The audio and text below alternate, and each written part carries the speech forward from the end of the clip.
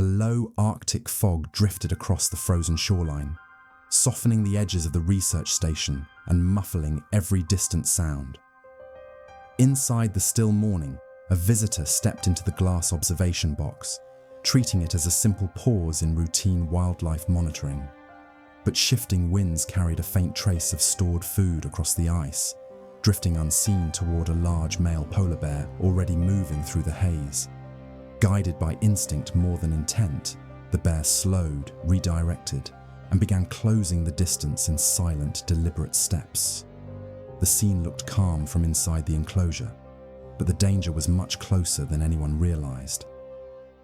In the far northern stretch of the Arctic archipelago, the land carried a silence that felt older than memory, an expanse of frozen riverbanks, wind-carved ridges, and shadowed valleys where winter never truly lifted. For the researchers stationed here, calm mornings often looked identical, pale sunlight filtering through a fog blanket, faint tracks pressed into deep snow, and the slow groan of ice shifting beneath the surface. It was a landscape defined by brittle stability, where everything seemed still, but nothing was truly motionless.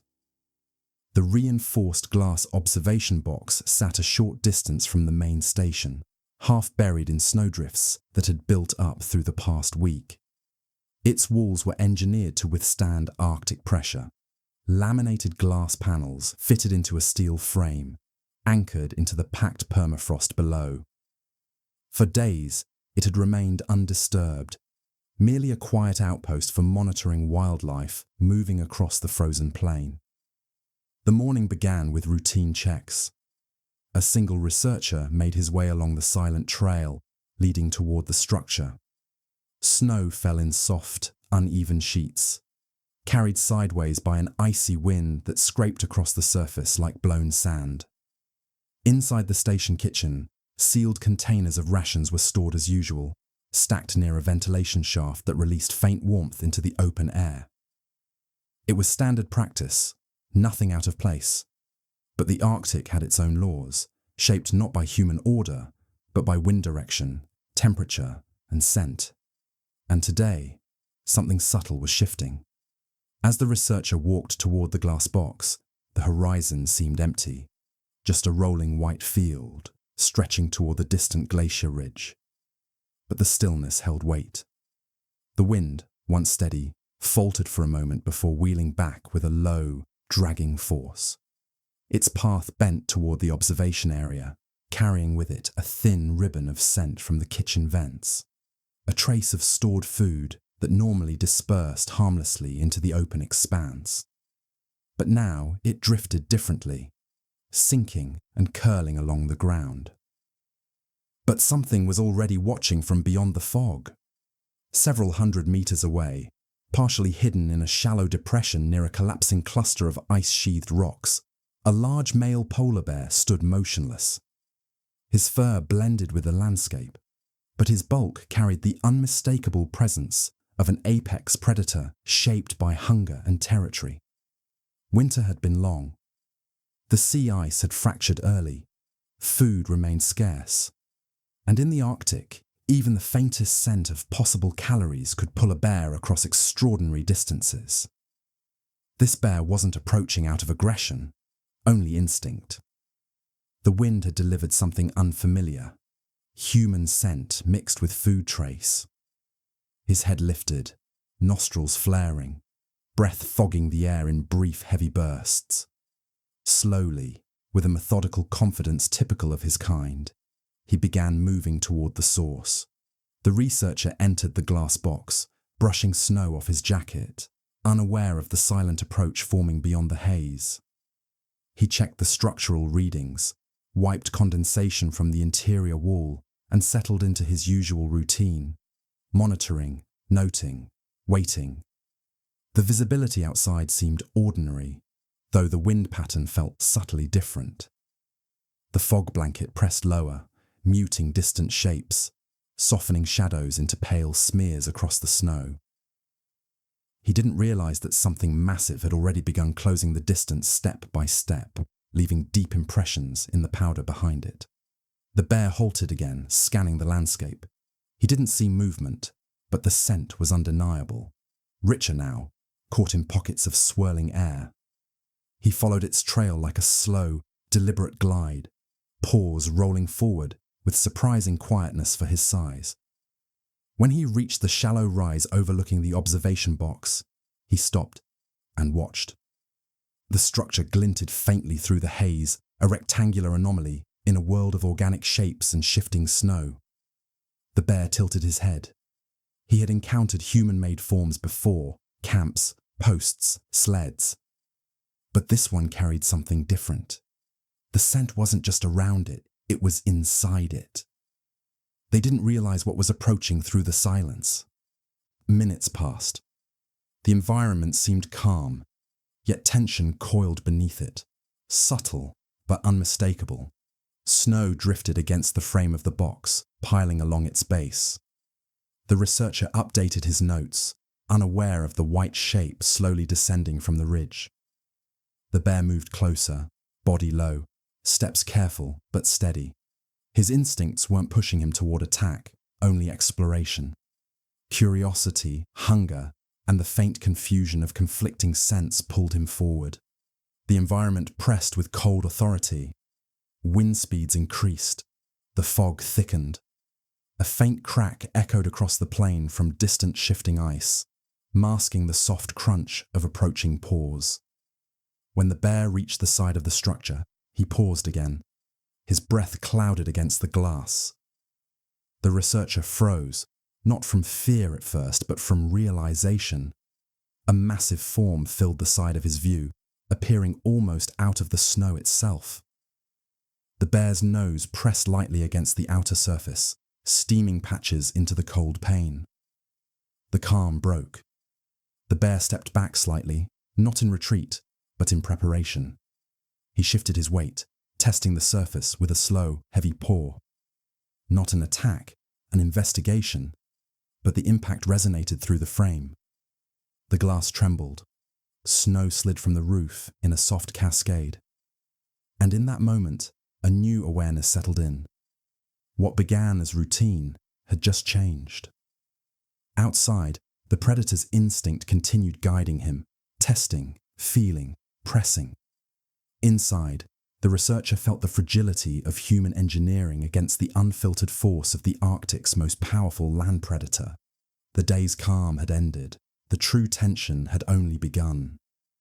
The bear lingered against the glass for several long moments, its massive form half shrouded by drifting snow, breaths clouding the pane in irregular bursts. Outside, the Arctic wind shifted again. Another subtle turn that carried a stronger ribbon of scent from the research station towards the enclosure. The air pressure dipped, flattening the fog blanket closer to the ground.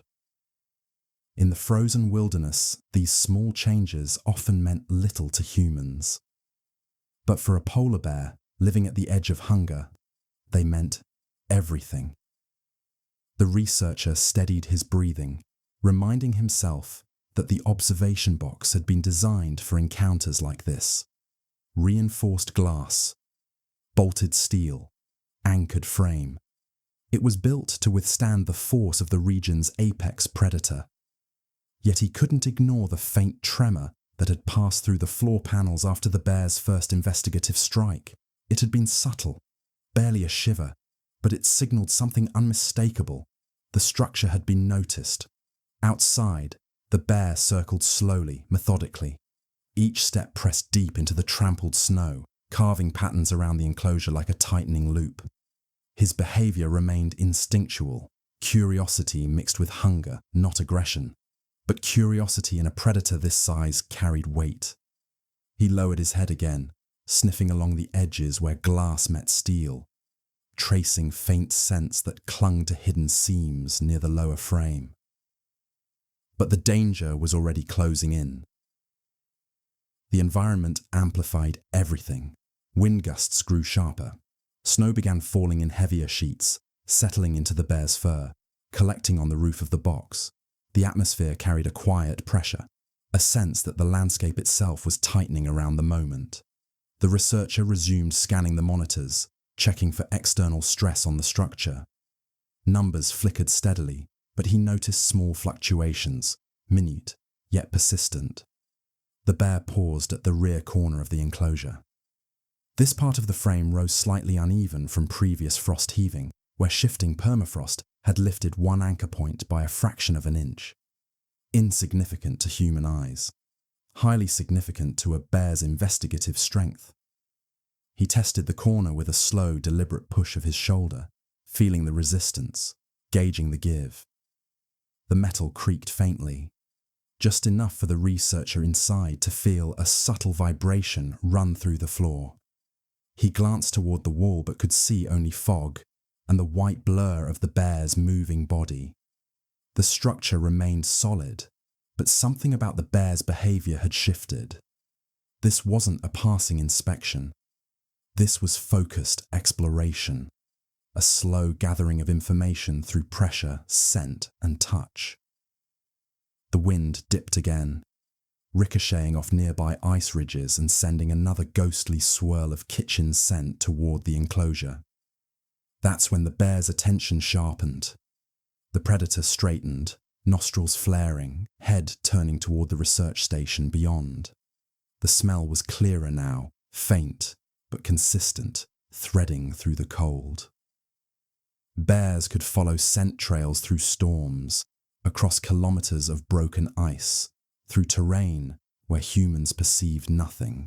The scent lingering near the observation box wasn't strong, but it was enough to reinforce his interest. He returned to the glass with new intent, still calm, still instinctual, but firmer.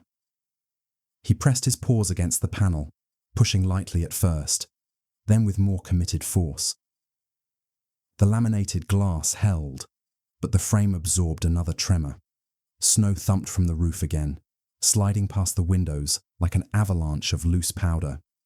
Inside, the researcher felt the enclosed air grow tighter. Each movement the bear made transmitted subtle sounds. Deep breaths, claws scraping over ice, weight shifting against the reinforced surface. The hum of the interior heater seemed suddenly fragile, too quiet to compete with the presence outside. He crouched lower, steadying himself, reminding his racing mind that the structure had passed numerous stress tests, simulations, and impact trials. But simulations didn't account for the unpredictable factor of a curious, hunger-weakened predator evaluating a man-made structure in real conditions. The bear stepped to the front panel. The lowest section of the frame had a shallow indentation formed by compacted snow and ice, settling unevenly. The bear pressed his nose into the gap, sniffing deeply. When he lifted his paw again, the researcher braced instinctively.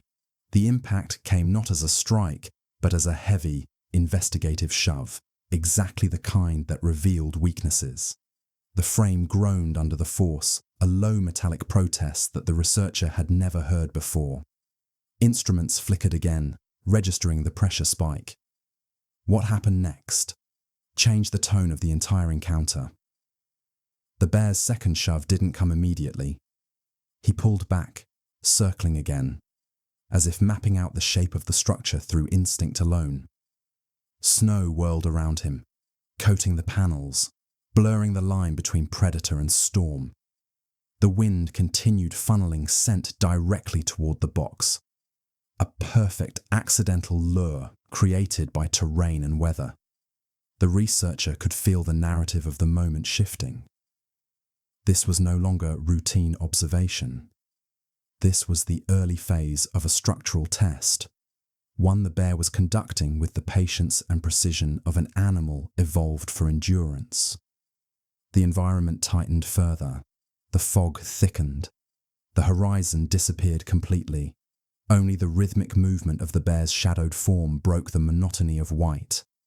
Then came the first real breach attempt, a sudden, powerful strike, not a clawing attack, but a targeted force delivered to the lower corner where the frame was weakest. Snow exploded outward. The metal base jolted. The interior lights flickered. A sharp vibration ran through the floor, rattling the researcher's boots. The bear didn't roar. He didn't thrash. True to his nature, he simply stepped back, assessing the change he had caused, calm, silent, instinctive. And the man inside finally understood the gravity of the test he was trapped within. Outside, the bear shifted his weight again, preparing for another evaluation. Inside, the first sliver of real unease settled in, a recognition that the Arctic didn't need to tear a structure apart all at once. It only needed the right pressure, the right weather, and the patience of a predator acting exactly as nature had shaped him to act. The breach attempt had begun, and there was no sign it would stop. The storm thickened as the afternoon wore on, pressing the Arctic landscape into a dim white chamber where distance lost meaning. The wind carried a hollow, rising tone, one that swept across the glacier ridge, gathered speed, and crashed against the observation box like a slow, invisible tide.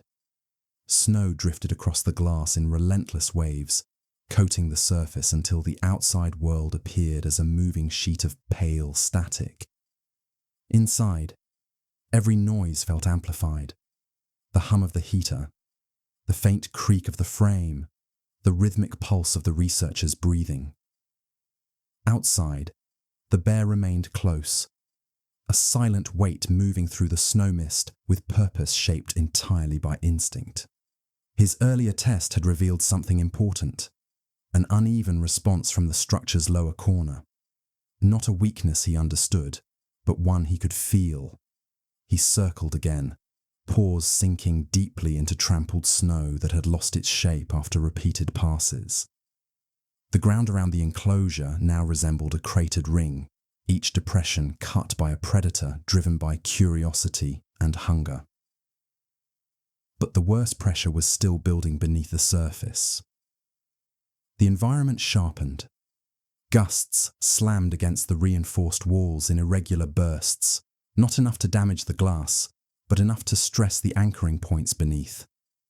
The frozen soil had been shifting for days.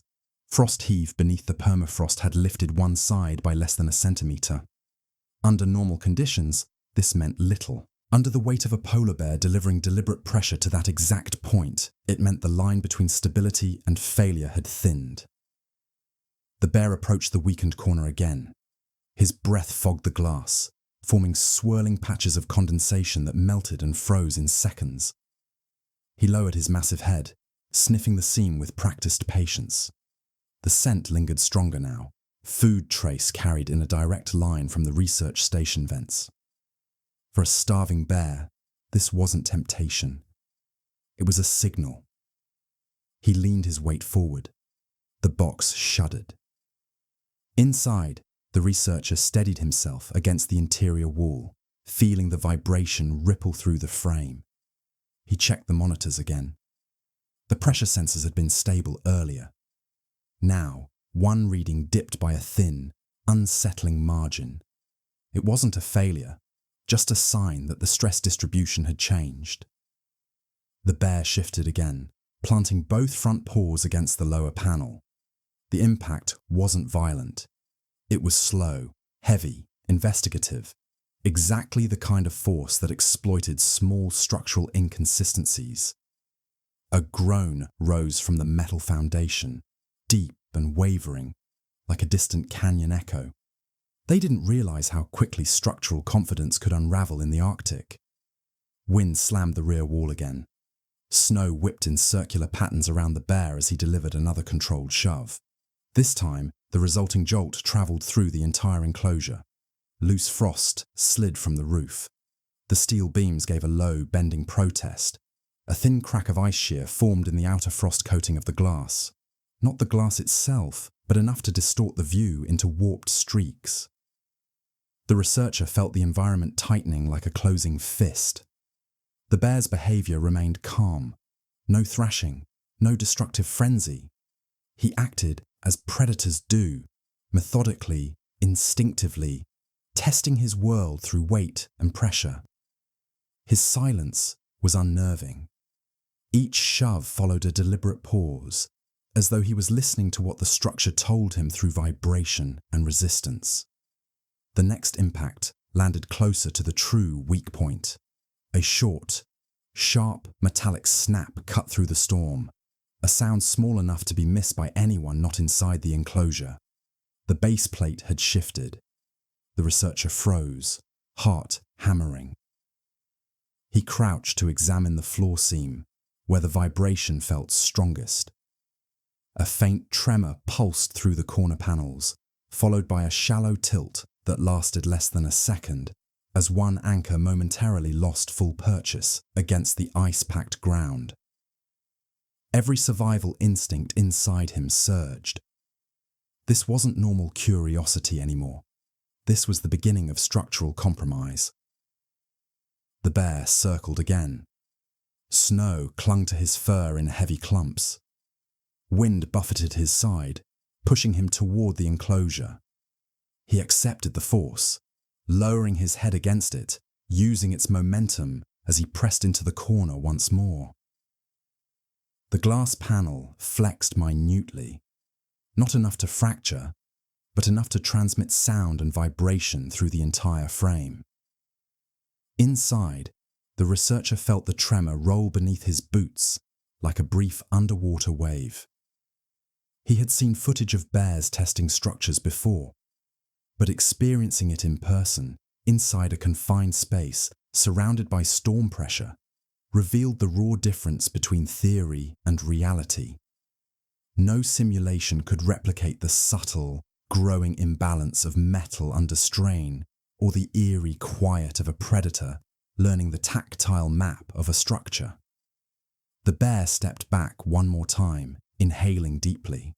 The food scent lined the wind like a thin thread guiding him. He walked to the opposite corner, pushing against the glass with a gentler touch, mapping the structure's full perimeter. Snow thundered from the roof as he shifted his weight, an avalanche of powder that erupted downward and momentarily buried his paws.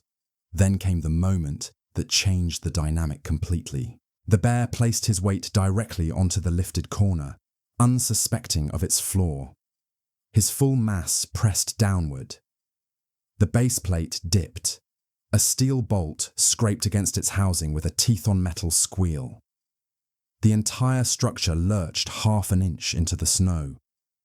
Inside, the researcher staggered, catching himself on the opposite wall. What happened next changed everything. A fissure appeared, not in the glass, but in the ice-packed foundation beneath the anchor. A small crack split outward through the permafrost.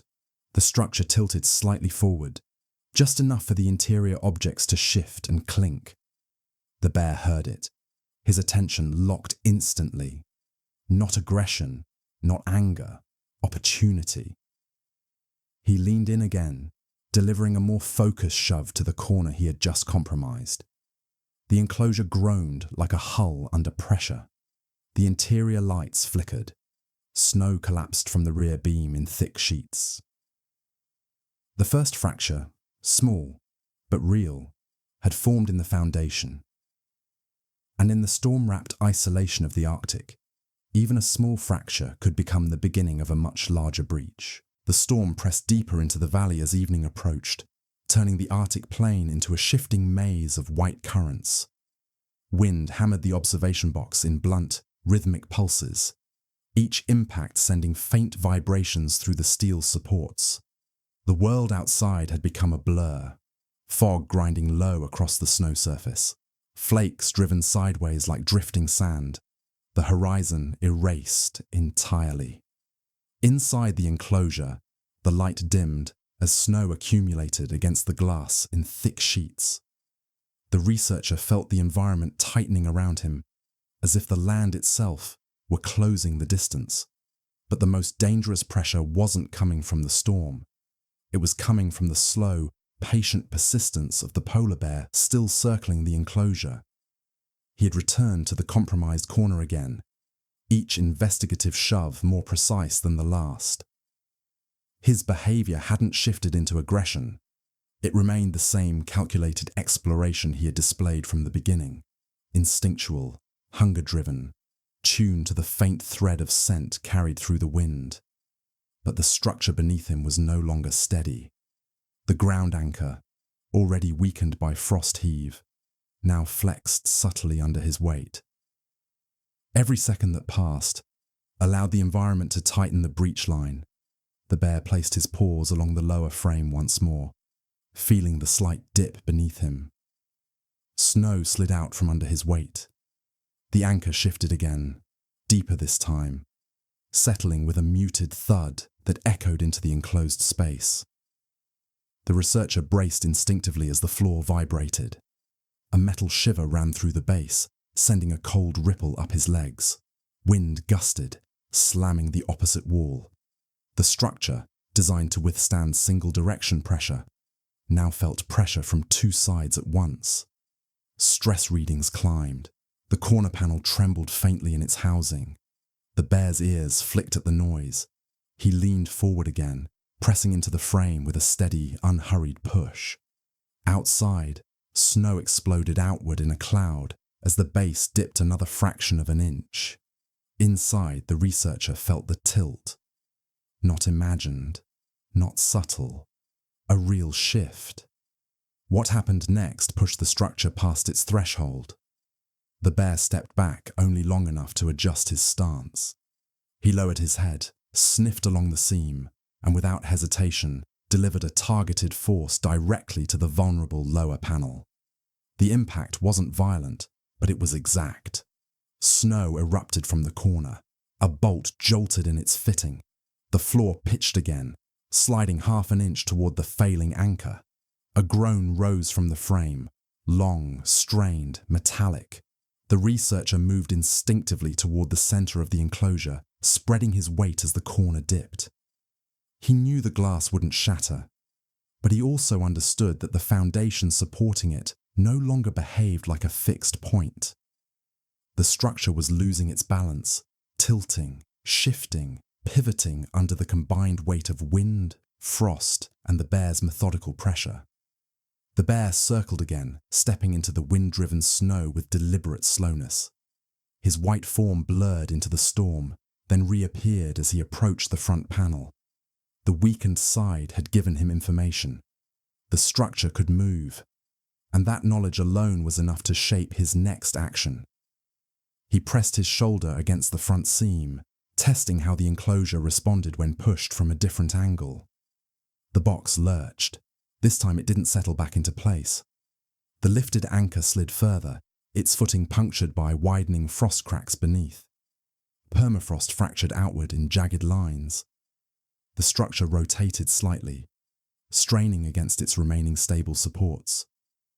The researcher grabbed one of the interior rails to brace himself as his equipment clattered against the floor. But the bear wasn't finished mapping the floor. He moved again, circling with a slow measure that felt almost strategic. Snow swirled over his back in thick layers. The wind drove sideways, forcing drifts against the rear wall of the enclosure. He approached the compromised corner once more, sniffing, gauging, learning. He pressed his paw against the exact seam that had dipped. A deep metallic buckle echoed through the interior. The entire side panel flexed inward, barely, but enough to send a sharp jolt through the floor. The researcher flinched as a hairline vibration rippled under his boots. The glass held strong, but the steel brace beneath it let out another bending groan. This was no longer a test. This was the beginning of a breach. Not violent, not chaotic. Just the quiet, unstoppable force of instinct, meeting structural weakness. The bear stepped back again, evaluating the new tilt. The enclosure now leaned subtly toward him. Snow slid off its roof in uneven sheets. The base plate bowed inward at one corner under the shifting weight distribution. The environment, already punishing, amplified every effect. Fog thickened. Wind drove more snow into the collapsing indentation beneath the foundation. The bear approached for the defining push. He leaned his full weight into the weakened lower frame, paws planted firmly, shoulder braced. The result was immediate. The anchor tore free of its frozen housing with a sharp metallic crack. The enclosure dropped several inches, slamming onto uneven ground with a jarring thud that shook the air inside like a struck drum. Objects rattled, the walls trembled, the interior lights flickered in a sharp, stuttering pulse, and then silence. Not because the danger had passed, but because the storm swallowed every echo. The first true breach line had formed. The bear observed the tilted structure in calm stillness, his instinct sensing that the enclosure had shifted toward vulnerability. He didn't roar, he didn't lash out. He simply watched, breath fogging the air, knowing that the world in front of him had changed shape. Inside, the researcher steadied himself, gripping the central rail. He felt the corner sinking deeper into the snow. He felt the frame settling into a new unstable angle, and he understood with chilling clarity the next phase was no longer about testing. It was about the bear exploiting the breach. The Arctic had prepared the moment. The bear had initiated the failure, and now the weakened structure stood on the edge of a silent, imminent collapse. The Arctic night moved in, without warning, an early heavy descent that blended seamlessly with the storm still spiraling across the plain. Darkness here didn't fall in sharp contrast. It slid over the landscape like a dim curtain, lowering visibility to a few shifting shapes and muted reflections caught in the snow. Inside the tilted observation box, the researcher steadied himself against the central rail, sensing the structure's imbalance through every vibration that rolled beneath the floor. The storm no longer felt like background weather. It had become part of the pressure bearing down on the failing frame. The bear remained outside, a silent presence partially obscured by sweeping veils of snow. Only the faint outline of his movement betrayed his position, slow, methodical steps tracing the perimeter of the weakened enclosure. His behavior had not turned aggressive. It remained steady, instinctual, driven by curiosity, sharpened by hunger and the constant lure of scent drifting from the research station. But instinct paired with environmental advantage had already tipped the balance. The structure now leaned visibly, one corner buried deeper in fractured permafrost. Yet the most dangerous moment was still approaching. Wind roared across the ridge, slamming into the exposed side of the enclosure with renewed force. Snow piled against the front panel in slanted ridges. The bear paused, lifting his head into the gusts, letting the threads of scent guide him. He approached the tilted corner once more, pressing his nose to the seam where ice had cracked away from the metal housing. The ground beneath him felt uneven, softened by the collapse of frozen layers that once held firm. He lowered his shoulder. Inside, the researcher felt the shift before he heard it. A low vibration passed through the floor, subtle at first, then rising into a deeper tremble that travelled along the steel frame. Snow cascaded down the outside walls in thick sheets. He moved into a crouch, positioning himself away from the corners, knowing that the next impact could force the enclosure into a deeper tilt. The bear pushed. Not violently, just a steady, weight-driven lean amplified by gravity and the weakened foundation. But the structure answered with an unmistakable sound, a long, cracking groan from the anchoring plate as it twisted further out of alignment. The enclosure dipped forward another inch, the floor shifting beneath the researcher's boots. A monitor slid across the interior counter and struck the wall with a sharp clatter. What happened next would decide whether the structure endured or failed completely. The bear stepped back, circling to the opposite side. Snow whipped across his broad frame in chaotic spirals, coating his fur and gathering around his paws in heavy clumps. He paused along the rear panel, studying the tilt from a new angle. His instincts guided him again, not toward the glass, which remained strong, but toward the places where scent pooled and metal responded to pressure. Another push. This time, the entire enclosure lurched sideways. The impact rippled through the floor. The researcher grabbed the rail again, bracing as the tilted corner sank deeper into the fractured ground. Panels groaned. Ice cracked beneath the metal base. Wind hammered the structure from the opposite direction, creating a counterforce that amplified the instability. Outside, the bear adjusted his position, recognizing the shift in a way only an instinct-driven predator could. He wasn't attacking. He was responding to movement, following the behavior of the environment, the structure, and the scent that still held his attention. Inside, the researcher's breathing tightened. He could feel the Arctic pressing in, not as a series of dramatic events, but as a relentless sequence of small failures, shifting soil, bending supports, stressed joints. It was the kind of danger that built slowly, silently, until collapse felt inevitable. But the bear wasn't finished. He returned to the front of the enclosure, paws sinking into the trampled snow. The wind carried a stronger burst of scent now, pulled directly toward the weakened corner. He lowered his head and placed both paws along the front seam, pressing with a heavy, instinctive weight. The anchor gave way. With a sharp, metallic snap, the final bolt tore from its half-frozen housing. The enclosure dropped abruptly, slamming into the snow with a jarring thud that shook the interior like an impact wave. Loose equipment bounced across the floor. Frost broke free from the walls. The lights flickered, dimmed, then steadied in a dull, trembling glow. The bear stepped back again, silent, calm, evaluating. The enclosure now sat sunken, crooked, partially buried in snow. Its tilt was severe but not catastrophic. The glass remained intact, its reinforced structure still holding firm. But the foundation had lost all symmetry.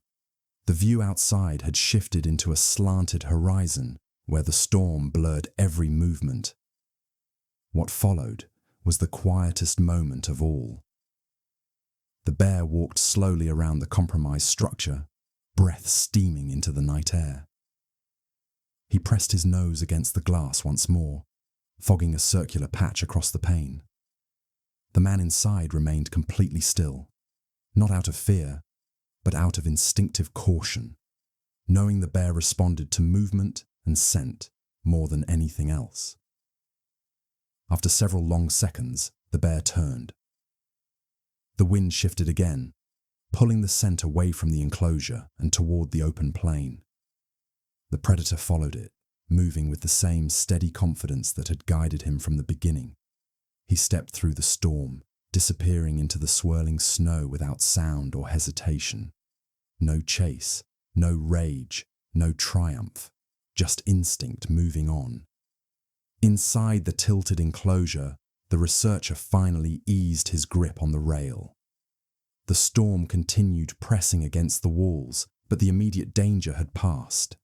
The foundation was compromised, the structure unstable, but it had withstood the worst of the bear's investigative pressure. He exhaled slowly. The Arctic had shown once again how fragile human engineering could be when placed against the unfiltered force of nature. The bear hadn't intended to destroy anything. He had simply followed scent, terrain, and instinct, three forces as old as the landscape itself. Outside, the bear's tracks vanished into the wind. Inside, the man sat in silence, absorbing the reality of the encounter, knowing that in the Arctic, survival often depended not on strength, but on understanding how quickly routine could shift into vulnerability, and how quietly danger could rise out of the white silence. The aftermath was calm again, but it was a calm shaped by understanding, not safety.